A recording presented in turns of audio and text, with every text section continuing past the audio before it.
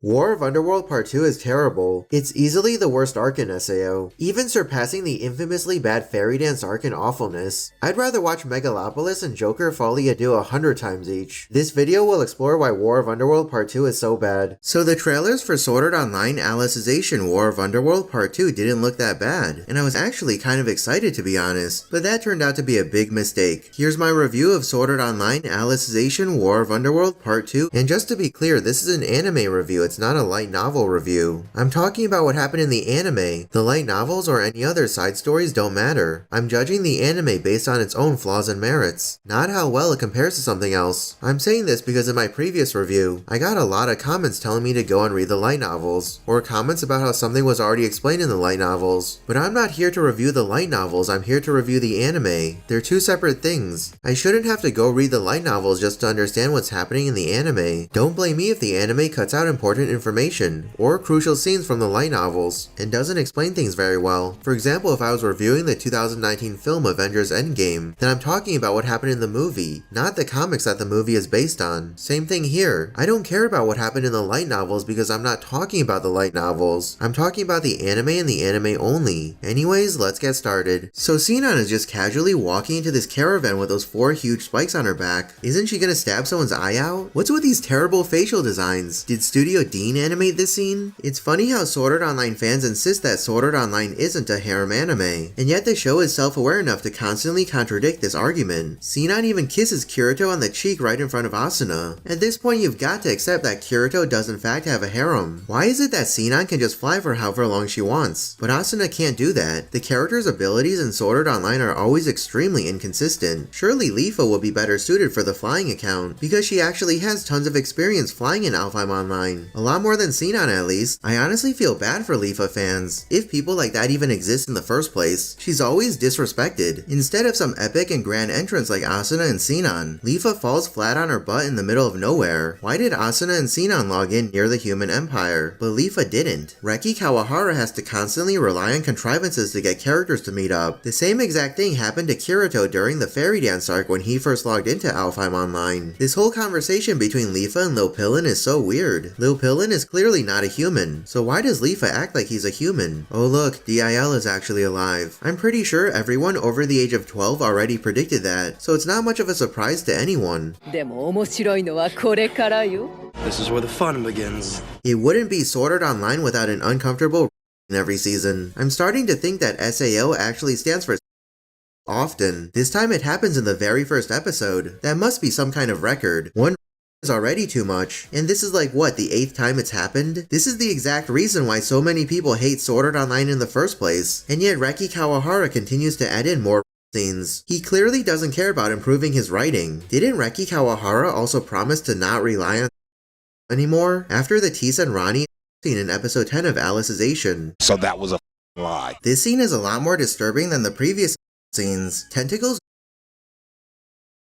as well. I guarantee you'll be seeing of the scene very soon. It probably already exists. Oh, yeah it does. Hey, remember when breaking the seal of the right eye was supposed to be a big deal? Well, it's not, because literally any character can do it as long as they're feeling a little angry. Seriously, how did it take Wrath this long to find an AI who's capable of disobeying orders? What were they doing this whole time? Why is Lil Pillin suddenly saying that he's a human? He's literally not a human. That's not something you can change just by saying one sentence. But I guess Sword Art Online ended racism. Good job, Reki Kawahara. They brought DIL back to life just to kill her off again in 5 minutes. What's the point? Is DIL even dead for real this time? Probably not. She didn't disappear into particles of light. Furthermore, Reki Kawahara's willingness to bring characters back to life has already ruined all the stakes in the Sword Art Online series before, so I'm sure that DIL is going to find some way to resurrect herself again. Somehow Visago Castles logs into the underworld with his old Sword Art Online account. Didn't all the Sword Art Online data get deleted when the game was cleared? How was Visago Castles able to keep his account? If Emperor Vecta is this overpowered, then why was he just sitting there during the entire war segment? Isn't this a time-sensitive mission? He could easily kill all the Integrity Knights on his own. Berkuli is supposed to be the strongest Integrity Knight, and Emperor Vecta cut off his arm without much effort. Finally, we get at least one decent scene this entire episode. Klein's entrance is actually pretty awesome, not gonna lie. It's cool to see him get a little more screen time. I'm gonna give this episode a 2 out of 10. It would honestly be a 1 out of 10, but the animation and voice acting aren't that bad, so that's where the extra point comes from. Credit credit where credit is due. However, this episode overall was very insulting and uneasy to watch. It's filled with plot holes, contrivances, and things that just don't make any sense. What did you think of Sword Art Online Alicization War of Underworld Part 2 Episode 1? Let me know your opinion in the comments below. War of Underworld Part 2 didn't really have a good start. Did it get better? We'll see. If you can log into the Underworld with your Alfheim Online account, then why did the people at Wrath need Asuna, Sinan, and Leafa to use the Soul Translator? The Alfheim Online account seemed to be powerful enough, so they don't really need those goddess accounts. That way Asuna, Sinan, and Leafa would be able to join the battle a lot sooner. Furthermore, how did the characters' items and skills transfer over without anything getting corrupted? When Kirito logged into Alfheim Online with his old Sword Art Online account, his items and skills didn't work properly, and when Kirito transferred his Alfheim Online account to Gun Gale Online, he had to reset his account and start fresh. But the Alfheim Online characters don't have to deal with that. How convenient. Here's yet another problem with injuries in the Underworld. They're meaningless. As long as you don't die, you can easily just heal yourself back to full health. Why do they even bother showing Asuna get hurt? It's not a big deal. Renly says that he thought all the people from the outside world would look scary like the American players, but he can't see their faces. So how does he know what the American players look like? Oh look, another exposition dumping scene, where the characters are just standing and talking. Because we haven't gotten enough of those already in the Alicization arc. Why is Berkuli just now using his dragon to attack? Why not have his dragon attack Emperor Vector from far away? And why didn't he use his dragon to attack during the actual war segment? What? That's it? That's all it took to defeat Emperor Vector? The anime builds him up to be this epic villain, and I thought it would be an Avengers level threat. But nope. The most powerful account in the game, and one slash from a guy without an arm is all it takes to completely obliterate it. So how come Berkuli's body doesn't immediately start disintegrating into particles of light? I guess Reki Kawahara forgot that happened to characters when they died in the Underworld. What is even going on here? Why does Sword Art Online have to constantly rely on ghosts? And why is Berkuli acting all lovey-dovey with Quinella? Isn't he with Fanatio? Gabriel Miller's handwriting is so terrible. What does that even say? I wouldn't be surprised if his account was locked after too many failed login attempts. And somehow you can also use your Gun Gale Online account to log into the Underworld. At this point I wouldn't be surprised if Ordinal Scale players logged into the Underworld as well. The Berkuli vs Emperor Vector fight scene has some nice animation, but apart from that there was nothing else very noteworthy about episode 2. Let's move on to episode 3. How come Berkuli's body is still here? Do characters in the Underworld disappear into particles of light when they die or not? This anime is so inconsistent. There's a major battle going on right now, and the human empire could really use Sinan and Alice's help, but instead they're just gonna stand here and waste valuable time talking to one another. There's absolutely no sense of urgency in this anime at all. Oh great, so Berkuli's sacrifice was completely meaningless then. Why did Reki Kawahara bother to have him die? And even more proof to confirm that Sword Art Online is indeed a harem anime. I find it amusing how the Sword Art Online fans constantly try to argue that Kirito doesn't have a harem, and yet the show itself says otherwise time and time again. So now Berkuli's body starts disappearing. What took so long? Why did the other characters' bodies immediately start disintegrating when they died, but it took several minutes for Berkuli? How did Shada get her armor back? Didn't Iskan shatter it during their fight? So Shada's divine object broke just like that? Aren't these supposed to be the most powerful objects in the Underworld? It breaks after fighting a few players using the lowest tier accounts with default equipment? Okay, that makes a lot of sense. Somehow the Alfheim Online players can also use sacred arts. I thought you needed a lot of experience to do that. Why did Visago Castles give away his position? He had the element of surprise. Why does Klein even bother to say no way? So many impossible things have already happened in the Sword Art Online series. At this point I wouldn't be surprised if Kayaba Akihiko somehow showed up in the Underworld as well. And for some reason people in Korea and China are also speaking Japanese. Why do they bother to have those American players speaking English if they're not going to be consistent with the other races? It only takes 2 seconds to install the Underworld program into your Atmosphere? That's kind of hard to believe. It takes me several minutes just to download a YouTube video in HD. Isn't Sinan a sniper? Why is she just out in the open like that? It would be a lot more effective if she hid, and instantly headshot Gabriel Miller the moment he appears. Also, why does Gabriel Miller get to choose where he logs into the Underworld, and Leafa doesn't? Gabriel Miller isn't even using a Soul Translator here. How is Gabriel Miller's Gun Gale Online account so powerful? He just closes his fists, and that's all it takes to to freeze Sinon? I don't get it. Gabriel Miller's Gun Gale Online account seems a lot more powerful than his Emperor Vecta account. Why is Visago Castles shouting here? Can't the Human Empire people also hear him right now? Surely it would be better to send the people on his team a private message or something. Why did Asuna randomly stumble here? That's only supposed to happen if Asuna overuses her ground alteration ability, which she wasn't doing. Again, why do Asuna, Sinon, and Leafa even need goddess accounts? These Alfheim Online accounts seem to be good enough. Oh look, Yana is the mole. Didn't see that coming. Oh wait, yes I did because they made it way too obvious. Too many things just don't make any sense. And the only way you can actually enjoy the show is if you turn your brain off. There's a lot of inconsistencies and plot holes throughout this episode. Nothing really stands out either. It's all just noise. I feel like I'm watching a Transformers movie. Let's move on to episode 4. Wait, are you serious? All you have to do is blame everything on your coworker, and you can make a clean getaway? The HR department of Wreck Progress must have been pretty terrible. Oh look, another excuse to show this disgusting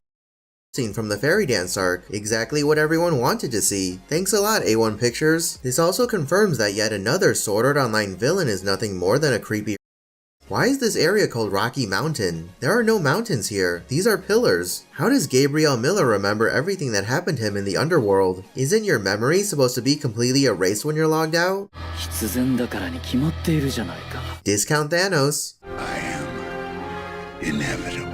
Souls attract other souls? That makes no sense. Why is Sinon so scared here? She literally has a goddess account. Aren't those supposed to be the most powerful accounts in the underworld? Why can't Sinon fight back? She's just letting Gabriel Miller take over her body. I still don't understand where Sinon got this necklace. Apparently Kirito kept the electrode, and then it magically transformed into a necklace in the underworld. Am I missing something here? What? How do guns even work in this medieval environment? Wrath would have had to specifically program guns to work in the underworld, which doesn't seem very likely since everyone uses melee weapons. How is Gabriel Miller stopping Sinon's bullets with his hand? Is he Neo from the Matrix? The power levels in this anime are all over the place. How does Gabriel Miller heal his own injuries? Asuna could only do that herself because she had a goddess account. Gabriel Miller isn't using a goddess account. Also, why is Sinon shooting Gabriel Miller out in the open? Like I said before, it would be a lot more effective if she hid for some cover. Sakuya is literally killing more people than Asuna. Why did Asuna need a goddess account? If these Alfheim Online accounts can do so much already, you can just stop a sword mid-swing with your bare hand? Why did a spear kill Sakuya earlier? This anime is extremely inconsistent. This random dude is just gonna believe everything Siune says without a second thought? That's totally how it works on the internet. Everyone always agrees with each other. Furthermore, how are the Japanese, Korean, and Chinese players communicating with each other so perfectly? They're supposed to be speaking different languages. Immersion ruined. How does Visago Castles' weapon magically fly back into his hand? Is he using the Force? I don't get it. Visago Castles also has top tier equipment, so his argument doesn't really work. Not to mention that he's the shadiest looking guy here. Why should anyone trust what he says? Siune was able to stop a sword with her bare hand, and now a tiny dagger is all it takes to make her bleed? Where did Leafa come from? I thought she wasn't able to fly. This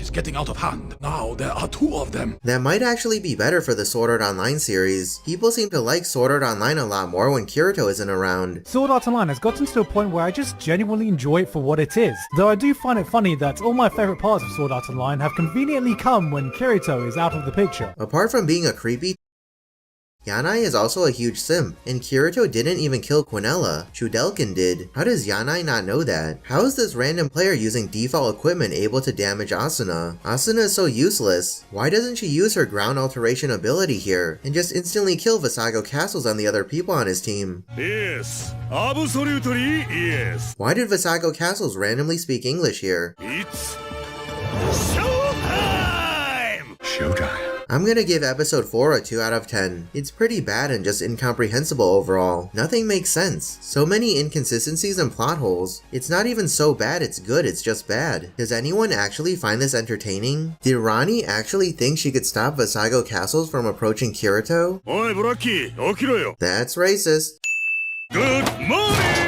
Why does Visago Castles randomly speak English here? Aren't all these players Asian? Is Asuna really just gonna sit there and do nothing? She has a goddess account, and this random dude using default equipment is enough to stop her in her tracks. Okay? お前は英 Alicization. Oh hey, you're the dude that assaulted me, broke my arm and stole my precious memories. How's it going, man? What is going on here? How did Visago Castles conjure up a ghost and take over the players' bodies? Power-ups in the Sword Art Online series always seemingly come from nowhere. Wait, wasn't Yuna deleted when the floor 100 boss was defeated? How is she even here? Also, I feel bad for people who didn't watch Ordinal Scale. They must be super confused right now. The Ordinal Scale movie was all about Eiji, trying to forget his past as Nautilus, and now he's embracing it? Inconsistent characters are inconsistent. Eiji literally sent several people to the hospital, and he's now talking like he's the hero. How is he not in jail? I guess everyone just forgot that he assaulted several innocent people. How is Visago Castle so powerful? Eiji has Yuna helping him, and he's using Incarnation, yet he's still a lot weaker than Visago Castles? How does that work? So apparently the Americans are speaking Japanese in this scene. Why do they bother to have those American players in the underworld speak English, if they're not going to be consistent throughout the entire series? Laziness at its finest. How are you able to join the Sword Art Online game after it started? Also, didn't they sell out all the copies of Sword Art Online? Where did Visago Castles get another copy of the game? Wasn't the server full already? How did anyone know Visago Castles was trapped in Sword Art Online? Was he moved to a hospital as well? Plot holes galore. So Visago Castles spawned with that cloak on already? And how does his character in-game match his real-life appearance? He didn't transform like all the other players since he logged in late. Why did Yuna disappear into particles of light along with Eiji? She didn't also die. This whole scene was useless. Eiji didn't do anything. How do all these people know about the Laughing Coffin? Weren't the events of Sword Art Online kept a close secret? Wow, the guy who looks and acts like a serial killer is a serial killer. Why are Sinan and Gabriel Miller shooting each other out in the open like this? Aren't snipers supposed to hide? How are these random players using default equipment able to damage Leafa, who's using a goddess account? Why is that a curse? Being invincible is a good thing. Yeah, he would. Kirito literally died when he tried to solo the World Tree quest. Remember how Siyune stopped a sword with her bare hand? A spear can damage Leafa using a goddess account? Are you serious? They're really gonna do this again? Bulletproof vest the size of a bullet. How convenient this bullet hits her at the exact spot Sinan protected herself. Oh, so you can just imagine a bullet. Why didn't Sinan do this earlier? Why doesn't she just imagine Gabriel Miller is dead? The concept of incarnation introduces way too many Deus Ex Machinas. It shouldn't be a thing. Discount Obito. Higa is just gonna casually steal Kayaba's girl. Sure, why not? I'm gonna give episode 5 a 2 out of 10. Way too many plot holes and contrivances. Did Sword Art Online Alicization War of Underworld Part 2 get better? I mean, I guess you could say that. These episodes are certainly better than episode 1, but it's still not that great overall, to be honest. This new season has definitely been pretty disappointing and lackluster so far. Maybe things will change when Kirito recovers, but I doubt it. So I wasn't a huge fan of Sword Art Online Alicization War of Underworld Part 2's first half. I thought that it relied way too much on coincidences and contrivances, not to mention the numerous plot holes and things that weren't explained very well. Oh, and the tentacle scene was very off-putting. Did my opinion of this season improve with War of Underworld Part 2's second half? Let's find out. Did they really have to do the cliche where the main character in an anime sits in the back corner of the classroom near the window? And they're just gonna recycle footage from season 1 episode 1 of Sword Art Online here. Alright then. I guess A1 Pictures is too lazy to animate a real scene. Why does Kirito remember Sachi of all people? He only knew her for a few weeks. Dude, they totally copied Transformers Dark of the Moon. What's next? Is Alice gonna transform into a robot like in Transformers Revenge of the Fallen? Yeah, but does Kirito actually care about these random Korean and Chinese players whom he's never met before? Visago Castle should be threatening people close to Kirito if he wants him to wake up sooner. Is Asuna really questioning a serial killer here? You've already seen Visago Castles kill tons of innocent people, and you're wondering why he's killing more people? Stan, is that a JoJo reference? How does Yuki's ghost suddenly appear in the underworld? Why is Sword Art Online relying on ghosts again? How did Visago Castles dodge Asuna's attack so fast? His reaction speed is even faster than a goddess account? Why didn't Visago Castles get the dual wield skill back in Aincrad? Oh no, Asuna got hurt. It's not like she can just instantly heal herself back to full health or anything. Wait, what? Visago Castle's weapon is stronger than Asuna's goddess sword? Where's the logic behind that? Why do these characters even need goddess accounts? They can't seem to do anything that a normal account can't do. Why does your weapon decrease in stats after you kill a monster? What kind of game design is that? In most MMORPGs, your weapon degrades and will lose charges, and you'll eventually have to repair it, but it doesn't lose all of its stats. That doesn't make any sense. Huh? Your weapon can increase in stats if it slashes a player? Again, what kind of game design is that? Furthermore, people could just abuse that mechanic by attacking their friend, letting them heal and repeating that process to farm stats for their weapon. It's obvious that Reki Kawahara, the author of Sword Art Online, does not have a lot of experience when it comes to playing MMORPGs RPGs. What? How does Visago Castle's weapon from a completely different game work perfectly in the underworld in the exact same way? All of Kirito's items got corrupted when he used his old Sword Art Online account to log into Alfheim Online. Didn't Visago Castles just say that he needs to slash another player for his weapon to increase in stats? How does he just magically absorb all the life by standing here and doing nothing? Yeah, but if Kirito dies in the underworld, it's not a big deal. He also doesn't die in real life as well. Why is Visago Castles acting like this is some sort of huge threat? Visago Castles already got killed by Asuna, and he just simply logged into the underworld with another account. Problem solved. Did Yuki's ghost really need to grab Asuna's? They just had to ruin this emotional and heartfelt scene. There's totally gonna be scene, I guarantee it. Where do these wings come from? Asuna's goddess account doesn't even have the ability to fly. Power-ups in the Sword Art Online series never make any sense. And the power of friendship wins the day. One cliche after another. The Sword Art Online series sure knows how to be unoriginal. Are you serious? Visago Castles literally just said that he loved and respected Kirito. This anime forgets what happened 2 minutes ago. There's so many quick cuts and close-ups during this fight scene I can't even tell what's going on. It's like I'm watching a Transformers movie. Did Michael Bay direct this episode? So apparently Visago Castles' kitchen knife looking weapon is considered to be a sword. Okay. How is Visago Castles alive? Eiji died in the previous episode, and his wounds weren't as severe. Oh look, A1 Pictures is just gonna recycle footage again. Mr. Kirigaya, I don't feel so good. And even more recycled footage. I might as well just rewatch the first 3 seasons of Sword Art Online at this point. Does A1 Pictures think everyone forgot what happened? I honestly don't blame them because they're probably right. Yeah, lots of people would agree with that, but unfortunately you're too much of a Gary Stew. Why does Kirito remember all these girls in their school outfits, and not their street clothes or in-game look? Does Kirito have a schoolgirl fetish? If this is a memory, how is Yujiro responding to Kirito's questions? Did Kirito already have this exact conversation with Yujiro before in the past? This makes even less sense than the scene in Star Wars The Rise of Skywalker, where Han Solo was interacting with Kylo Ren. Again, how is Visago Castles even alive right now, with that huge hole in his chest? I guess injuries in the underworld don't mean anything. As long as you're not completely dead, it's fine. What a disappointment. I really thought the scene of Kirito waking up would be a lot more epic. I'm clearly giving too much credit to Sword Art Online. Moreover, the scene from the first War of Underworld Part 2 trailer of Kirito getting yellow eyes and waking up wasn't even in the actual anime. Talk about misleading marketing. I hate it when trailers put in fake footage. Remember this scene from the Avengers Infinity War trailer? Yeah, that wasn't in the actual movie either. How is Kirito able to use the Blue Rose Sword? Didn't it break? And somehow Visago Castles shatters the ice in his weakened state. Quinella had an even smaller hole in her chest, and she could barely stand. 待ちくたびれたぜ。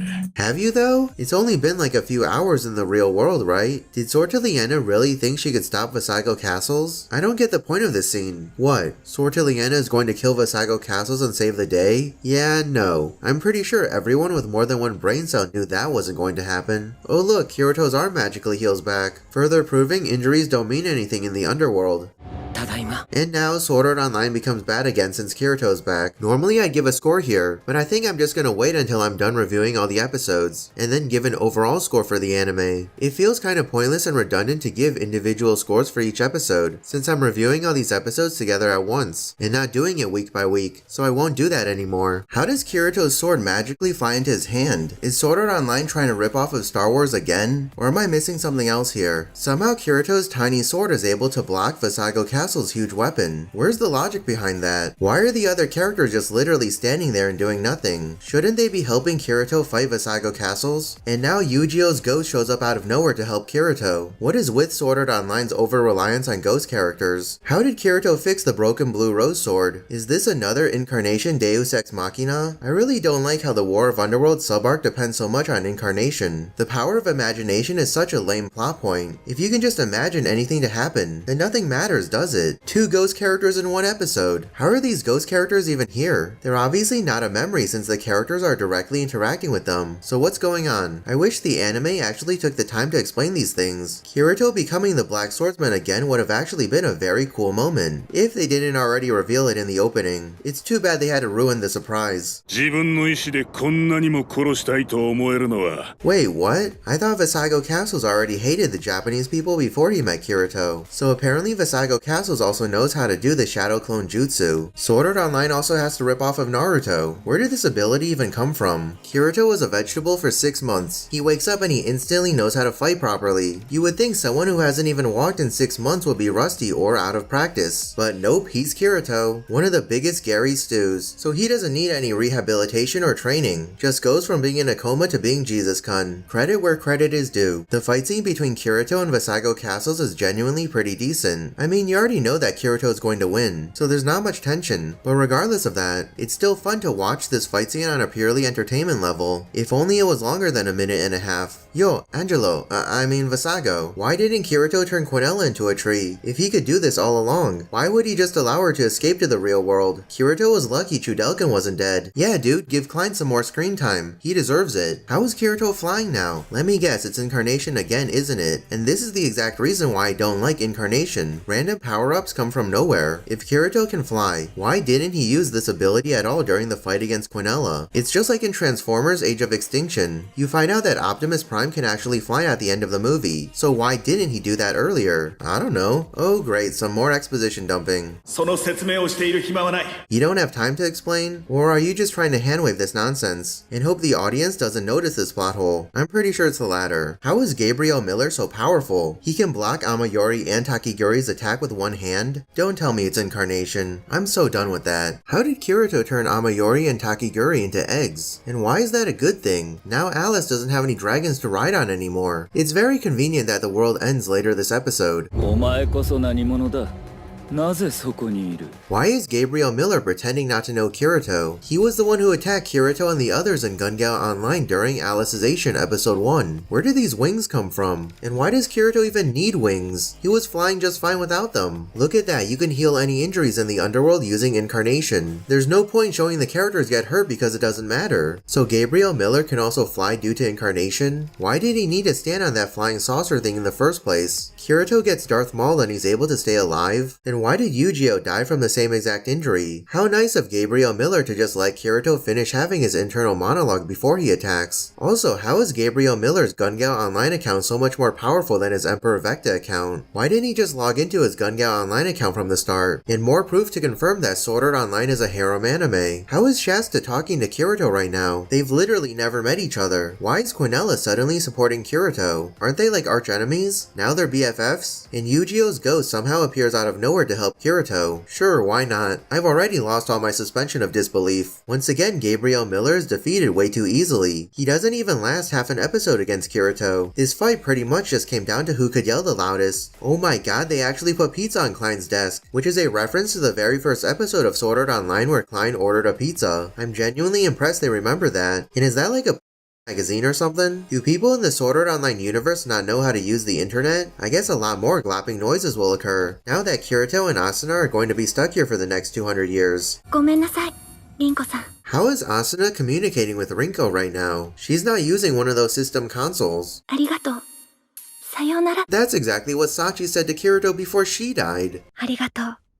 さよなら。 Sword Art Online just plagiarized itself. That looks nothing like Yanai. A1 Pictures is really slacking on the characters' facial designs. Sword Art Online is totally copying JoJo's Bizarre Adventure Part 4 Diamond is Unbreakable here. Well, I guess it's fitting since appearance-wise, Gabriel Miller is a carbon copy of Kira Yoshikage. I don't really understand this whole sequence to be honest. Is it part of a dream or Gabriel Miller's imagination? I don't get it. Sword Art Online needs to stop relying on ghost characters. So Kirito technically killed Gabriel Miller and Visago Castles, right? Can't wait for him to experience even more PTSD in the next arc. How did Kaiba Akihiko hack into Niemon? Isn't his consciousness in the virtual world? Now he can come to the real world whenever he feels like it? Or does Incarnation also now work in the real world? Does Sword Art Online take place inside the Matrix? If this isn't a Deus Ex Machina, then I don't know what is. Kaiba Akihiko is going to be really disappointed when he learns that Rinko has already moved on. It has been hooking up with Higa Takeru. Oh, of course the power of love somehow reactivates this robot, even though it was completely out of battery. story. Why did I expect to see any logic and common sense in the Sword Art Online anime series? Okay, so Visago Castles isn't dead. Did the power of love bring him back to life or something? What's with Sword Art Online characters supposedly dying, but not actually being dead? The writers need to pick one or the other. They can't constantly do these fake deaths. One time is fine, but doing it again and again just ruins all the suspense and tension. Wait, what? I thought Asuna couldn't fly. Now she can? This anime is really inconsistent. Who needs Red Bull when you have the power of love? If Asuna could actually fly this entire time, then she should have helped Kirito defeat Gabriel Miller, and they both could have logged out in time. But nope, that didn't happen. Oh look, the last frame of this episode is the exact same as the opening frame of Alicization. Sword Art Online plagiarizes itself once again. Oh hey, my theory of Alice coming to the real world actually turned out to be true, although it wasn't the exact same way that I predicted. What is with Reki Kawahara's obsession with schoolgirls? And how does Alice's robot body look just like an actual human body? Wrath went from building Ichiemon and Niemon to creating lifelike human robots in the course of what, a few weeks? リアルワールドもまた作られた世界だったら So Sword Art Online does take place inside the Matrix. 私は人間だからです But you're not human. Did Alice forget that she's an AI? Isn't that exactly what happened in the Terminator movies? Wait, so Kirito is completely fine after spending 200 years in the underworld? Why did they make such a big deal out of it? Also, didn't he have brain damage? Now it just magically healed? And wasn't it only supposed to take 20 minutes for Kirito and Asuna to log out of the underworld? It seems like a lot more time has passed since then. Oh, Asuna's completely fine too. I guess this show just doesn't have any stakes or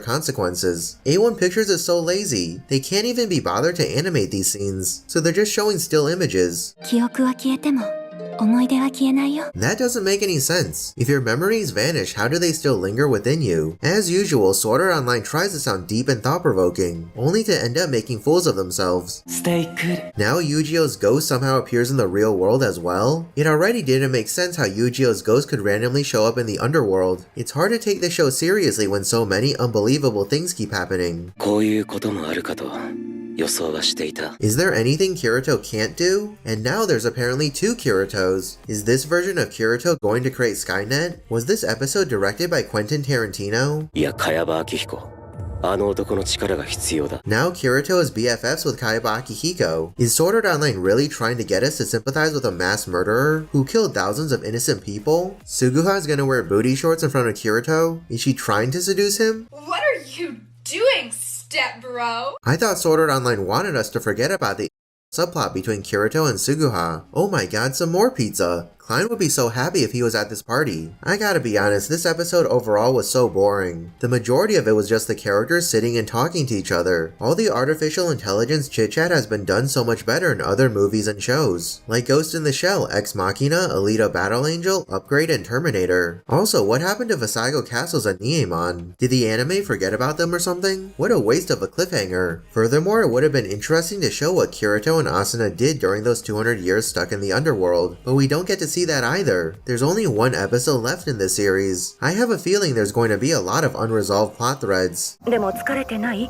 休みたくないって何度聞いても Isn't Alice a robot? Why would she get tired and need to rest? This is the same exact outfit Kirito wore in episode 1 of Alicization. Does he not have any other clothes? This would have been so much better if Visago Castle showed up. Where did he even go, by the way? Why did Alice ship herself in a box? And why is she...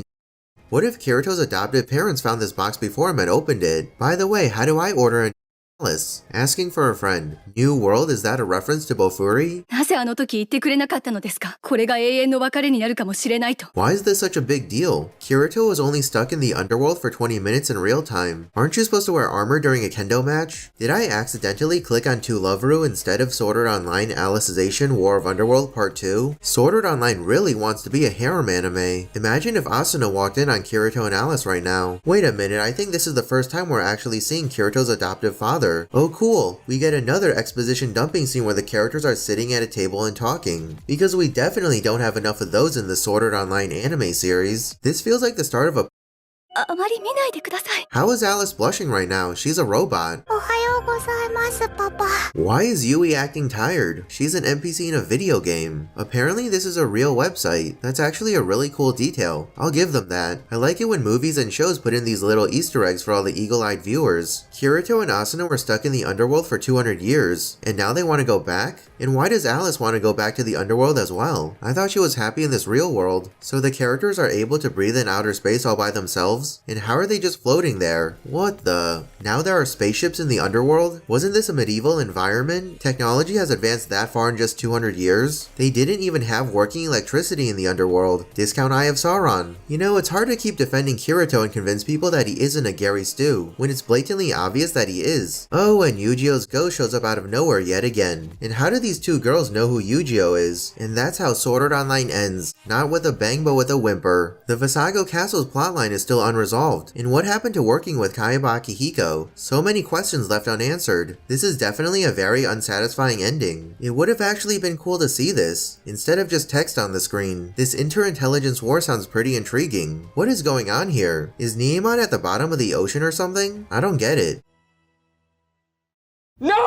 God, please, no! As you can probably tell, I didn't enjoy this arc very much. Now, Sword Art Online has become some generic sci-fi show. Sword Art Online has lost everything that made it special. Why watch Sword Art Online when I can watch Ghost in the Shell? Why watch Sword Art Online when I can watch Psycho-Pass? Why watch Sword Art Online when I can watch Terminator? I find it strange how people think that I started disliking Sword Art Online because I wasn't getting enough money or views for my videos or something. No, I genuinely don't like it. Why is that so hard to believe? Plenty of people like Star Wars, but that doesn't mean they like every single Star Wars movie out there. Plenty of people love the first Transformers movie, but they hate all the sequels. Why is it so difficult for Sword Art Online fans to accept that other people might have a different opinion? They think that Sword Art Online is a flawless masterpiece, and they need to come up with several excuses as to why someone else doesn't like the show, instead of the fact that some people might have an opposite viewpoint. Alright, now it's time for my overall thoughts on War of Underworld Part 2. The story and characters. The story felt overstuffed and underplotted at the same time. Also, I wasn't a fan of Incarnation. They set up this elaborate and intricate world, just to throw it all away and end up resorting to using the power of imagination to win. What a waste of world building. Not to mention that lots of things happen due to the power of love, which is another stupid plot point. This War of Underworld arc was supposed to do for the Sword Art Online series what Avengers Endgame did for the Marvel Cinematic Universe movies, but I gotta say it definitely did not live up to those expectations. War of Underworld was nowhere near as entertaining or emotionally impactful as Avengers Endgame, and it was extremely disappointing as a whole. There's not a lot of action. Most of the time the characters are just sitting and talking to each other, or standing and talking to each other. It's still very boring to watch because of the uninteresting and subpar story. Additionally, the characters are very one-dimensional. I feel as if Asuna was misused. She often just sits there and cries, instead of actually doing something. The other characters were also very poorly written. Most of the female characters love Kirito for some reason, even though they previously stated that they didn't love him. A bunch of characters were also wasted. Like, what's the point of introducing this pig guy? He didn't do anything important in the story. Furthermore, I honestly think that Kirito kind of ruins the entire show, now that Kirito's back. It's not really fun to watch anymore. There's no stakes or tension because Kirito is so overpowered. He can do anything and everything. He can defeat all the villains without much effort, and it's not very interesting to watch that. The best fight scenes are when you don't know who's going to win, and there's a constant back and forth. That's not what happens when Kirito is fighting. It's obvious from the start that he's going to wipe the floor with the opponent. So what's the point of watching the fight scene when you already know the outcome? And what's with all these ghost characters randomly appearing whenever it's convenient? If a character dies, either bring them back to life, or they should stay dead. The author of Sword Art Online wants to have his cake and eat it too. He makes the characters appear as ghosts, so he doesn't have to bring them back to life, but can still make them appear here and there. That's bad writing. Another problem is that there are no stakes or consequences. For example, Gabriel Miller's Emperor Vecta account got destroyed, so he just logs into the underworld with another account. Problem solved. Furthermore, injuries don't really mean anything in the underworld. As long as a character isn't dead, they can easily heal back up to full health by using Incarnation or Sacred Arts. The thing that the Aincrad arc did well was introduce real stakes and consequences. When mistaken, you're dead. There are no second chances. Even the Fairy Dance arc did a better job at creating a sense of tension. Kirito only has about a week to save Asuna, and if he fails then he loses her forever. And they made a big deal about Kirito and Asuna being stuck in the underworld for 200 years, but it turns out that they were both fine. Also, the power levels don't make any sense at at all. How is Gabriel Miller's Gun Gale Online account so powerful? How is Visago Castle's Sword Art Online account so strong? Why do the characters even need goddess accounts when they can't do anything with them? Kirito easily defeats both Gabriel Miller and Visago Castles on his own with his normal Underworld account. If I had to rank all the Sword Art Online arcs, it would be this: number 10 Extra Edition, number 9 Fairy Dance, number 8 Caliber, number 7 War of Underworld Part 2, number 6 Alicization, number 5 Phantom Bullet, number 4 War of Underworld, number 3 Mother's Rosario, number 2 Ordinal Scale, number 1 Aincrad. Maybe my overall opinion of Sword Art Online will improve if they do a good job with the recently announced Sword Art Online progressive anime adaptation, since that's a floor-by-floor retelling of Aincrad. And that's it for my review of Sword Art Online Alicization War of Underworld Part 2. What did you think of this anime? Let me know your opinion in the comments below. If you enjoyed this video, make sure to subscribe so you never miss a future upload. Thanks for watching, and I'll see you in the next video. As a bonus for sticking around until now, here are some theories from before this arc came out. Let's see how accurate they were. In Sword Art Online Alicization War of Underworld, we see that Kirito is in a vegetative state. He's not completely comatose though, and he can still eat and sleep, as well as sort of react to things that are happening to him. However, on the poster for Sword Art Online Alicization War of Underworld Part 2, you can clearly see that Kirito is standing upright, and he's not in a wheelchair anymore. Furthermore, Kirito is also wearing his black worm coat from the Aincrad arc, and his eye is yellow, which means that Kirito is using Incarnation, just like during the fight against Quinella in episode 24 of Sword Art Online Alicization. So we know that Kirito will wake up and recover from his coma-like state. There's no debate about that, but the big question is how? How would this happen? How would Kirito eventually recover from this vegetative state? Here's my theory on how Kirito wakes up. As a disclaimer, I have not read any of the Sword Art Online light novels, so I don't actually know the real reason how and why Kirito wakes up. This is simply just a guess, based on some things that have already happened in the previous arcs of the Sword Art Online series. I will not be referencing anything that happens in the light novels. Anyways, let's get started. To answer the question of how Kirito wakes up, we must find out how he got into this position to begin with. Well, luckily it was explained to us in great detail in the show itself. In episode 2 of Sword Art Online Alicization War of Underworld, Higa Takeru explains that Kirito was harshly blaming himself over the death of his allies like Yu-Gi-Oh and Cardinal, and he was attacking his own Fluctlight. That's when there was the huge power surge, which caused a short circuit, and the ensuing surge caused the Soul Translator to spike momentarily. As a result of this, Kirito's negative thoughts were amplified, and his self-destructive impulse was actualized. Due to the overwhelming guilt, Kirito's mind stopped functioning properly, and this led to him being mentally incapacitated. It kinda doesn't make a whole lot of sense to be honest, but this is science fiction, so you do need a lot of suspension of disbelief, and I'll give it a pass. Anyways, based on this, I think it's pretty obvious how Kirito will eventually recover, by using the power of love. I know it sounds cheesy, but think about all the important events that occurred in the previous Sword Art Online arcs. For example, Asuna breaking her own paralysis to save Kirito in the nick of time during Kirito's fight against Heathcliff in Sword Art Online Season 1 Episode 14, or how Kirito was able to stay alive long enough to kill Heathcliff later in the same episode. All these events should have been impossible to do, and yet the characters were able to do it because of one thing: love. Asuna really loved Kirito, to the point where she was able to overpower the system and break free from paralysis, something that even the creator of the Sword Art Online game, Kaiba Akihiko, said he wasn't sure how it happened, and he never programmed a way for a player to neutralize their own paralysis. Furthermore, Kirito really loved Asuna, and he was able to stay alive long enough to use the last bit of his strength to defeat Heathcliff by remembering how Asuna believed in him. We know that Kirito got into this vegetative state because his mind was engulfed by negative thoughts and guilt. Therefore, shouldn't the exact opposite thing happening to Kirito be able to revive him to his original state? All they need to do is cut the main power supply to create another power surge, but this time make sure that Kirito's Fluctlight is increased with an enormous amount of love. That should do the trick. But where would Kirito get all this love? I think it will be when Asuna, Sinon, and Leafa have all dived into the underworld, and they will give their love and affection to Kirito. Kirito already reacted very strongly when he was reunited with Asuna for the first time in about 2 years. Remember, time in the underworld works differently than real life. Maybe seeing the holy trinity of Asuna, Sinon, and Leafa together will give Kirito an even stronger reaction. We also know that incarnation is something that exists in the underworld. Incarnation is a secretive art within the underworld, which enables someone to alter the state of the world through their imagination and willpower. This includes creation, alteration, and destruction. Asuna, Sinon, and Leafa should all be able to use incarnation, since they're logged into the underworld with overpowered goddess tier accounts. For that reason, Asuna, Sinon, or Leafa could use incarnation in order to restore Kirito. We already saw how powerful incarnation was during the Alicization arc and the previous arcs. You can pretty much do anything with it. Kirito was able to make matter appear out of thin air when he changed his outfit into his black worm coat. Additionally, on the poster for Sword Art Online Alicization War of Underworld Part 2, you can see that Kirito has both of his arms intact, even though he lost his right arm during the fight with Quinella. I don't really know how Kirito is going to get his right arm back, but maybe when he gets restored to his old self, his arm will also grow back. Or perhaps they're going to find Kirito's chopped off arm and heal it back on him. We already saw that it's possible to completely heal severed limbs back onto a person in the underworld. In Sword Art Online Alicization War of Underworld episode 12, Asuna got her left arm chopped off by some random newbie American player, and she was able to easily heal it back onto herself a few scenes later. Maybe they showed this scene to prove to the audience that healing a limb is no big deal in the underworld. I don't really know where Kirito's severed arm went, but it could still be in the room where he fought Quinella, or perhaps Alice took it with them when they left the room, and she was keeping it safe all this time. Another possibility is that they'll use incarnation to regenerate Kirito's arm. As I said before, one of the functions of incarnation includes creation. Shouldn't the other characters be able to just create another arm for Kirito? We've already seen the other characters perform impractical and unfeasible feats by using incarnation, so regrowing an arm seems inconsequential in comparison to those other astonishing moments. So yeah, as you can see, I think that's how Kirito will eventually wake up, but that's just a theory. What do you think about this particular theory? Do you agree with what I said? Or do you have another way that Kirito will recover? Let me know your opinion in the comments below. Well, that's it for this video. If you enjoyed it, make sure to subscribe so you never miss a future upload. Thanks for watching, and I'll see you in the next video. So in episode 24 of Sword Art Online Alicization, Yu-Gi-Oh died after being bisected by Quinella. But what if this is not the last we'll see of Yu-Gi-Oh? I think that it's highly likely we'll see Yu-Gi-Oh return in Sword Art Online Alicization War of Underworld Part 2. Here's my theory on how and why Yu-Gi-Oh will come back to life. Now, as a disclaimer, I haven't read the Sword Art Online light novels, so I don't know what's going to happen in Part 2 of the Sword Art Online Alicization War of Underworld anime series. This theory is solely based on the anime series itself. I will not be basing anything off of the light novels. Anyways, let's get started. First of all, let's take a look at the poster for Sword Art Online Alicization War of Underworld Part 2.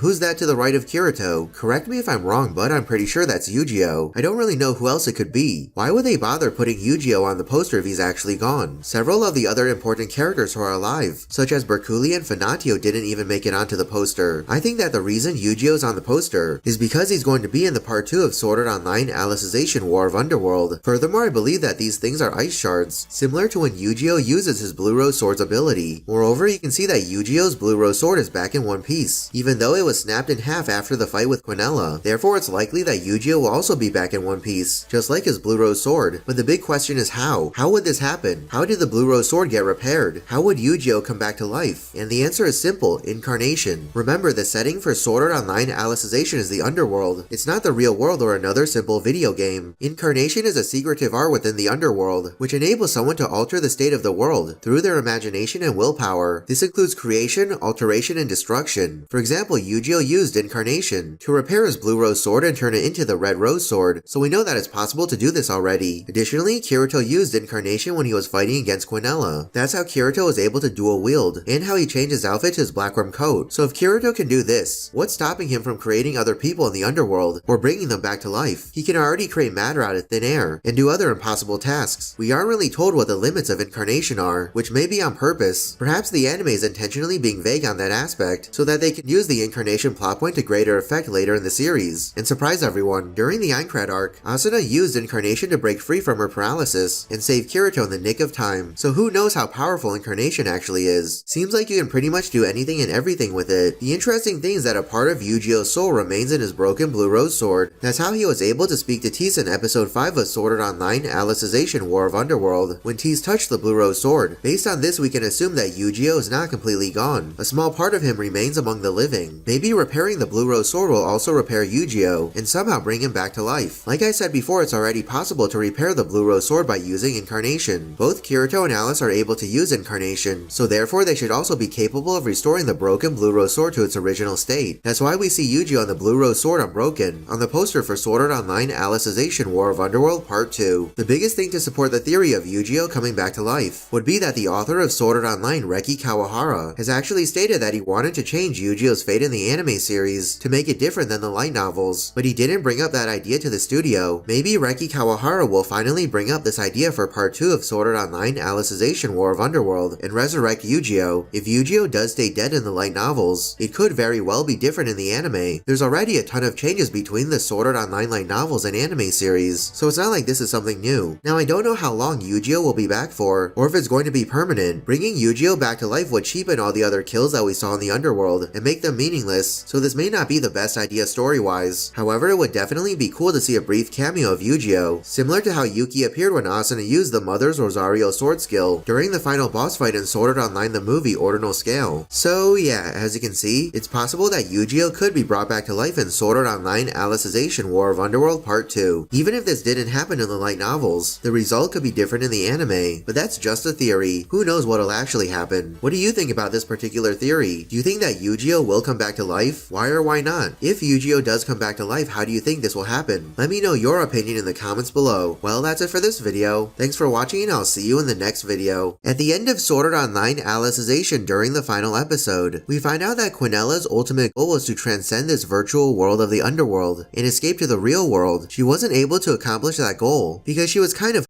by a flaming clown and exploded into a giant blaze of glory. What a minor inconvenience. Don't you just hate it when stuff like that happens to you? Anyways, based on this scene, we know that it should be possible for someone from the underworld to enter the real world, and I think we'll actually see this happen sometime in Sword Art Online Alicization War of Underworld Part 2. This plot point seems really important, and they wouldn't have brought up this topic just to not use it again in the future, especially because it didn't even work the first time. I predict that Alice will be the one who will come to the real world. Now that Yu-Gi-Oh has died in the previous arc, Alice is pretty much the only important character left in the underworld who doesn't also exist in the real world that Sword Art Online takes place in. Here's my theory on how and why I think Alice might come to the real world. As a disclaimer, I have not read the Sword Art Online light novels, so I don't actually know what's going to happen in Sword Art Online Alicization War of Underworld Part 2. This is just a guess based on some other stuff that has already happened in the Sword Art Online series. Anyways, let's get started. First of all, there's something called Chekhov's gun. It's a dramatic principle that states that every element in a story must be necessary. An irrelevant element should be removed. Elements should not appear to make false promises by never coming into play. I'm counting on the author of Sword Art Online, Reki Kawahara, to not abandon the plot point of a character from the underworld coming to the real world. So how can Alice, an AI program within a virtual world like the underworld, even enter the real world in the first place? Because she obviously doesn't have a real body in the real world like Kirito or Asuna. Well, I think that they would have to put Alice's Fluctlight into a robot. Thankfully, this was already explained in the previous arc, and it's indeed possible to do this. In Sword Art Online Alicization Episode 11, we were introduced to Ichie Mom. We learned that Kikuoka Seijiro was the one who ordered Higa Takeru and Kojiro Rinko to build Ichie Mom. Kikuoka Seijiro's goal was to bring Fluctlights from the underworld into the real world, and the Fluctlights obviously needed something to move around in, because they don't have an actual body. However, Ichie Mom was just a prototype robot for data collection. Higa Takeru and Kojiro Rinko actually built a second robot called Mom, which was designed so that a Fluctlight can pilot it. Therefore, if Alice was going to come to the real world, someone at Wrath would have to put Alice's Fluctlight into a robot like Mom. I'm pretty sure that's exactly what they were going to do with Quinella. The mole at Wrath was going to put Quinella's Fluctlight into Mom. After Alice's Fluctlight is inserted into the robot, she would then be able to pilot this robot and move around like an actual human being. They never show Mom in the anime, but here's a picture from one of the Sword Art Online light novels. I believe it's from Volume 18, Alicization Lasting. Maybe we'll see Mom in Sword Art Online Alicization War of Underworld Part 2. I don't know if it's just me, but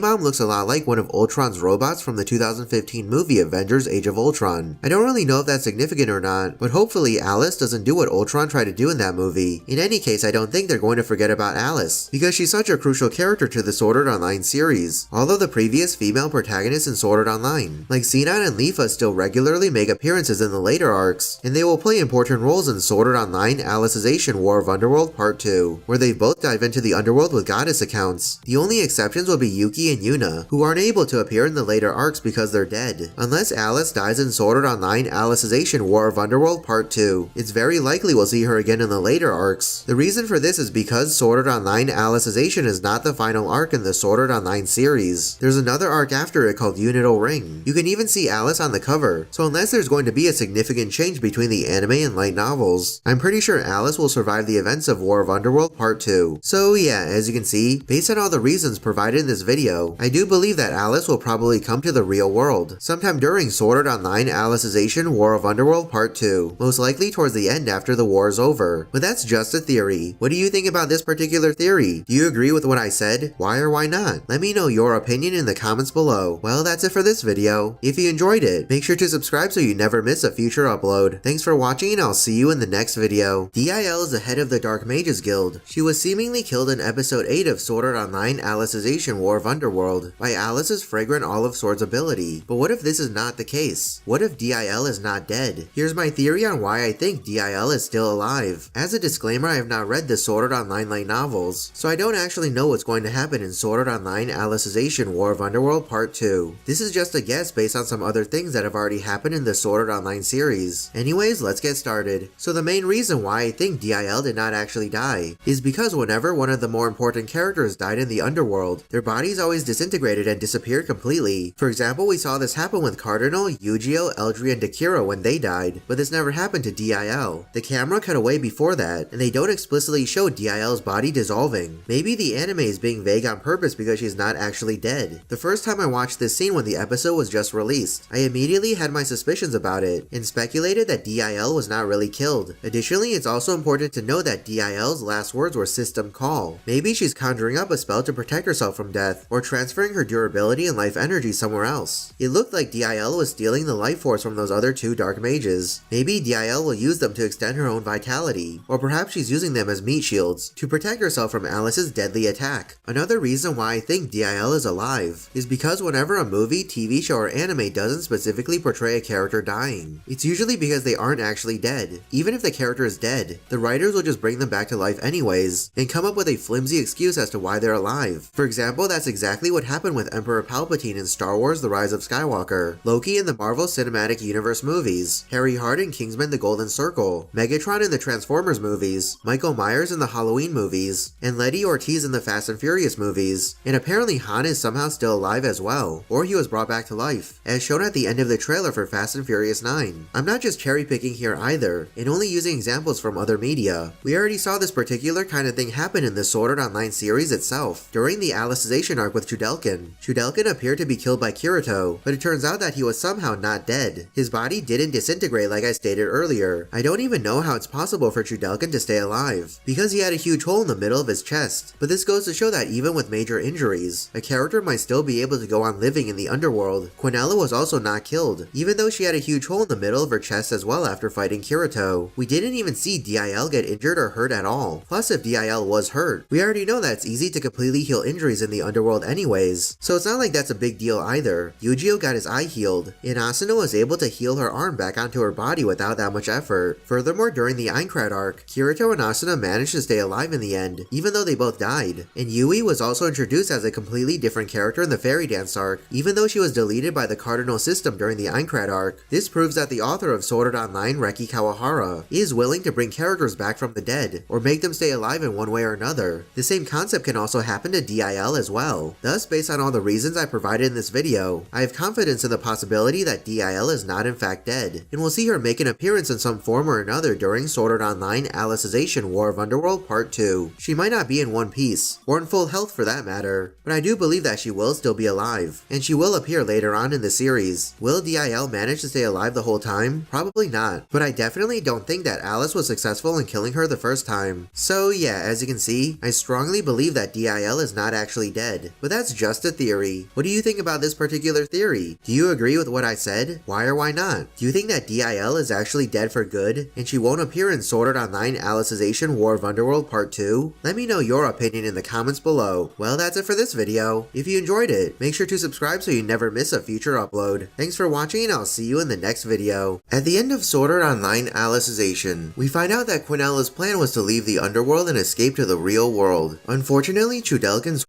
ruined everything for Quinella, but let's say that she was successful, and Quinella did in fact make it to the real world like she had envisioned. What was Quinella planning on doing next? Here's my theory on what if Quinella's plan worked and she escaped to the real world. So we know that if Quinella did make it to the real world, the mole at Wrath would have to put her Fluctlight into a robot. This was explicitly explained by Higa Takeru in one of the earlier episodes. He and Rinko Koijiro built robots specifically so that Fluctlights can pilot them. Okay, but what's next? The mole at Wrath did exactly that, and Quinella is now piloting a robot. What's she going to do now? Quinella doesn't have a lot of options. Ocean Turtle is in the middle of the Pacific Ocean. The light novels state that it's about 250 kilometers, or about 155.3 miles away from Tokyo. I highly doubt that Quinella Bot can just easily swim to shore, or swim at all for that matter. And again, Quinella is a robot. She doesn't have a real human body or a body that even looks human. It's not like anyone would mistake her for a human like a replicant from the Blade Runner movies, or David from the Alien movies. All Quinella Quinella can realistically do is walk around the room, but sooner or later the security guards at the Ocean Turtle would notice her, and I'm sure that they would take her down without much effort. These guys are highly trained and they do have guns. It doesn't look like the robots can move very fast, so Quinella Bot wouldn't be much of a threat at all. She doesn't have any weapons, and sacred arts or sword skills don't work in real life. Quinella is pretty much powerless. As it turns out, this isn't a great plan. There's a few other things Quinella could have done instead. I think the mole could have uploaded Quinella's consciousness to the virtual world, just like what Kaiba Akihiko did when Sword Art Online was cleared. That way Quinella could also appear in other virtual reality MMORPGs created from the seed, as we saw with Kaiba Akihiko in Alfheim Online. After Kirito's fight against Oberon, Quinella could also appear in augmented reality like Yui and Yuna in the Ordinal Scale movie. The underworld itself was apparently also built from the seed, so I'm sure the code could easily transfer over, just like how you can freely convert accounts between games made from the seed. It would certainly be cool to see Quinella show up in another game like Alfheim Online or Gun Gale Online. All she's known is the underworld, so it would be interesting to see how Quinella would react to this new environment, and what she would do with her newfound freedom. Another possibility is something similar to what happened in the 2018 movie Upgrade. If you haven't seen Upgrade yet, I will be talking about stuff that happened in the movie, especially the ending, so make sure you watch that movie first and then continue watching this video if you don't want to get spoiled. If you don't care about spoilers, then feel free to continue watching this video regardless. So at the end of Upgrade, we find out that Stem was in control all along. Stem's goal was to become human, and he found Gray to be the perfect host. Stem created this elaborate plan to paralyze Gray and kill his wife, and it was eventually able to take over Gray's mind and body in the end. I think that Quinella should have done the exact same thing. Just like Stem, Quinella doesn't have a real body, so in order to become human, she would need to take over someone else's body. Therefore, the mole at Wrath could have converted Quinella's consciousness into a microchip like Stem. Then they would need to find a worthy host and insert the microchip into their body via surgery. Quinella would then manipulate that person and break their mind sooner or later. Afterwards, she would be able to take over that person's body. Maybe Quinella could even take over Asuna's body. Imagine what would happen. That would be the perfect revenge on her archenemy Kirito. So yeah, as you can see, I think those are a few things Quinella could have done if her plan worked, and she had escaped to the real world. I really wish Chudelkin didn't ruin everything, and we actually got to see how it played out. What do you think about this particular theory? Do you agree with what I said? Why or why not? Let me know your opinion in the comments below. I've also done several other theory videos on the Sword Art Online anime series, so make sure to check those out as well if you're interested. Well, that's it for this video. If you enjoyed it, make sure to subscribe so you never miss a future upload. Thanks for watching, and I'll see you in the next video.